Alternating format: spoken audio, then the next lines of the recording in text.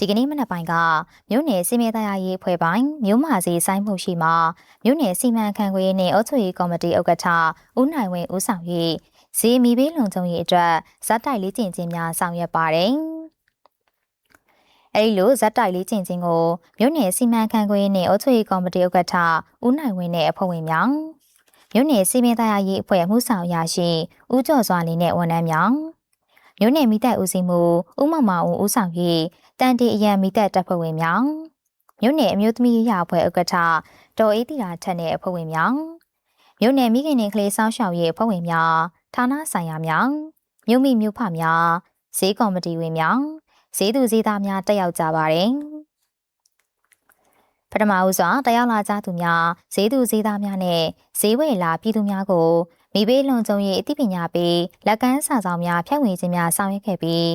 မြို့နယ်မိသက်စခန်းမှုဒုတိယမိသက်ဦးစီးမှုဦးစီစီအောင်က DCP မိသက်စေဘူးအသုံးပြုနည်းအားရှင်းလင်းပြသကောင် DCP မိသက်စေဘူးနဲ့လက်တွေ့မိညှိသက်ခြင်းများကိုတင်ကြားဆောင်ရွက်ပေးပါတယ်။ဗတ်တနော်မြို့နယ်မိသက်ဦးစီးဌာနအနေနဲ့မြို့နယ်အတွင်းရှိမဲရုံများစာသင်ကျောင်းများတာဝနိကအဆောက်အုံများ73စီရောင်းဆိုင်များစိုက်ပျိုးရေးဆေးဆိုင်များ